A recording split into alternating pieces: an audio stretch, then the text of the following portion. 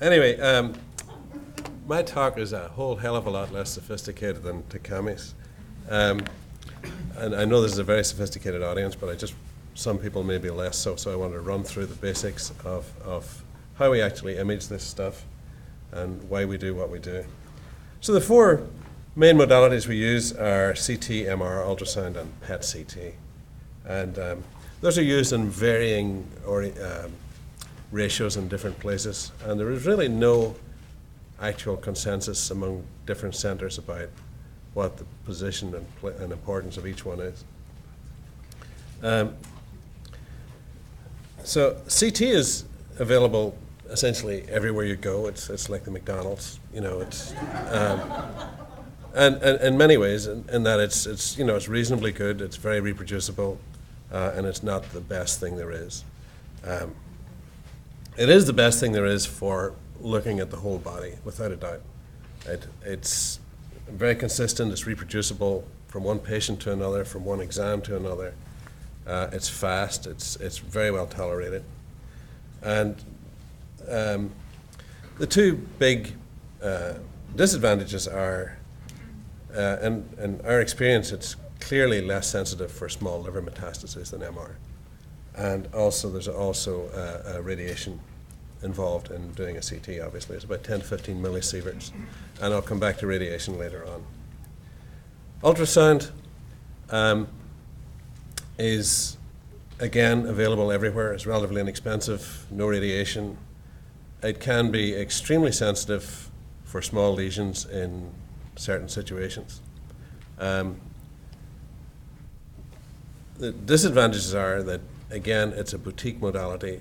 You're very much reliant on the skill of the person doing the study. You're also, it varies depending on the size of the patient's body habitus, a whole number of things. It's not useful for anything much outside the liver, really, and as far as melanoma is concerned. This is, in fact, the way that I believe melanoma is primarily monitored in many places in Europe, particularly in Finland. CT is used in many places for primary monitoring in this country. Ultrasound has the advantage that it's useful for biopsies. It can guide biopsies. I was blown away by Carol's description of what she has to do biopsies. I could not do that.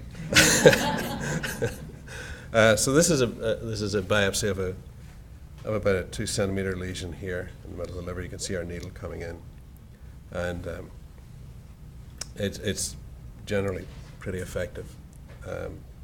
For anybody that I've biopsied, my apologies. Thank you for your patience. MRI is clearly the most sensitive modality there is for liver metastases. That's a statement we're very comfortable with. It's already been established for other diseases. It has not been widely accepted yet in the melanoma community necessarily. We're currently doing studies to prove that.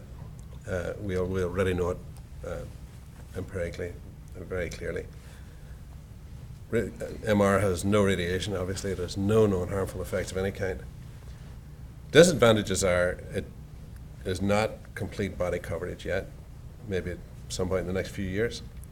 I want to emphasize this point here that some people are very concerned because they have a hip replacement or a knee replacement, or they've had back surgery or something like that. Those are not contraindications. There are actually very few contraindications for a body MR. The ones that are contraindications for most people are pacemakers or anything that has electronics in it. You clearly need to have some discussion before you do that, but you should not be dissuaded from having an MR because you have a hip replacement or a knee replacement. Another disadvantage of MR is there's a lot of variability in both in the magnets themselves and in the protocols that different places use, and in the contrast agents they use, and even, in fact, whether you need to use contrast or not. In fact, in England and surveillance, they generally do not use contrast. They rely on something called diffusion-weighted imaging, which is really pretty terrific and should be part of every exam. And we're currently studying whether it's sufficient or whether you actually do get an additional benefit from using contrast as well as diffusion. And as everybody who's ever had an MR knows, it's noisy, unpleasant, and so on, and it takes a long time. So one of the reasons it takes a long time is this.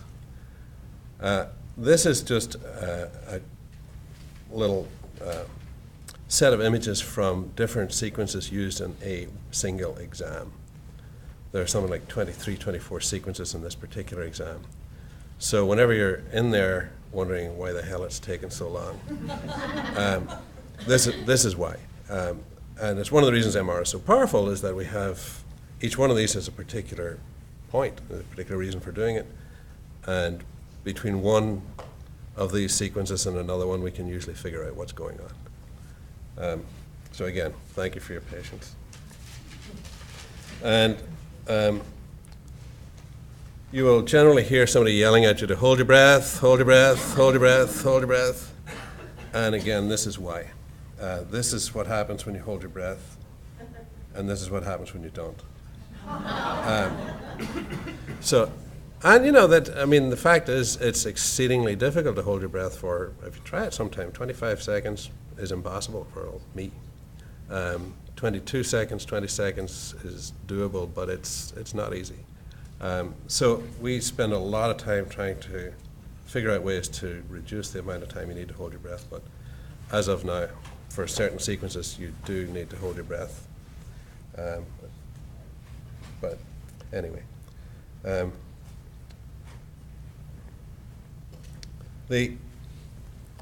just wanted to show an example here of a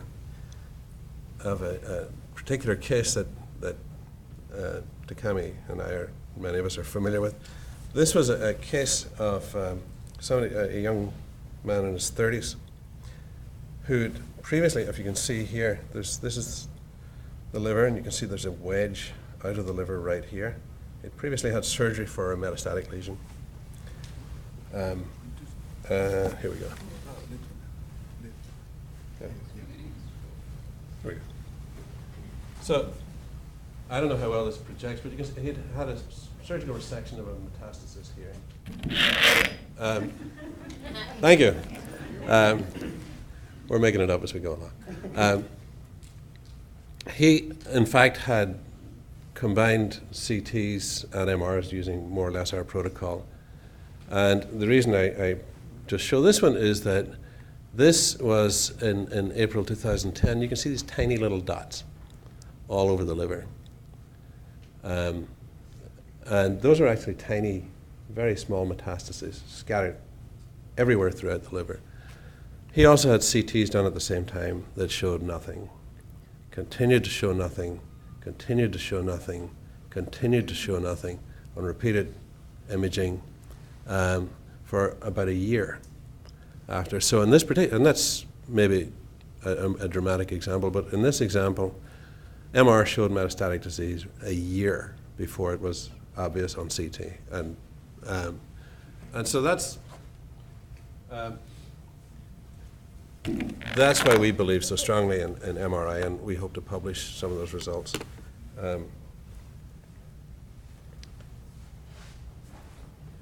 PET-CT is the new kid on the block. PET-CT is fantastic. It's unique in that it images actual metabolism. Probably will be useful for giving some indication of prognosis. Disadvantages are there aren't that many of them around. They're not universally available. It's expensive. It is actually not sensitive for small metastases in the liver. For example, of the kind you just saw, that they probably would not be visible on PET. It takes about 2 hours, and it has a fairly heavy radiation dose.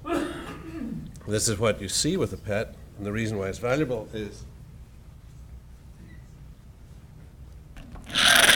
these are tiny little lymph nodes here in the mediastinum that we would probably have ignored on CT if it was CT only. But when you fuse the PET information with the CT information, you can see that these are tremendously active metabolically. And here's a different way of showing the same information. And you see that this person has an extensive amount of metastatic disease in the chest, which you could very, very easily have overlooked if you did not have that metabolic information.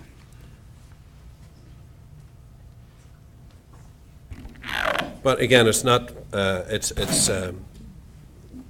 for the purposes of melanoma, it's probably not routinely needed. MR and CT between them are pretty powerful. As far as surveillance goes, there's a lot of variability, and I know Dr. Carvajal is currently doing a survey to see what people are actually doing all over the place. The scheduling will vary depending on the tumor characteristics. And our protocol, Dr. Sato's protocol here, is for low and intermediate risk, it's along the lines of an MR every 6 to 12 months, chest X-ray for about 5 years, and there are fine-tunings in that. For high-risk patients, it's a more intensive regimen that includes MR of the abdomen and CT of the chest. I wanted to talk a little bit about radiation because I know a lot of people are concerned about the risks of radiation. And everything we do is risk-benefit. And so to try and get a handle on what kind of risks are involved, it's sort of difficult because the actual absolute risk is clearly very small. Most of the predictions about what the true risk is are based on back projection from effect of much higher doses, many of them from the atomic bomb data from Japan. So there are a lot of different ways of looking at the dose, but given everybody's background risk of lifetime risk of cancer is around 42%, something like that. So the probability of getting cancer from a CT based on the assumption that there is no safe dose of radiation is estimated to be about 0.05%. In other words, there's a 99.5% chance that you won't. Whoops. And that's probably diminishing as we improve ways to use CT with lower doses, which is a very active area of research. And CT doses have already come down considerably from what they used to be, and hopefully will come down even more in the future. Really, the chest X-ray, somebody figured out that the risk of a chest X-ray is roughly equivalent to spending 2 days in New York breathing or driving 23 miles on a highway. I don't know which highway, but the other thing to keep in mind with radiation risk, and again, these are all theoretical risks. Nobody has ever shown an actual increase in cancer from a medical procedure, from CTs. So this is a very well notorious study, actually, from the New England Journal a few years ago, where they back calculated the estimated risk for various kinds of cancer.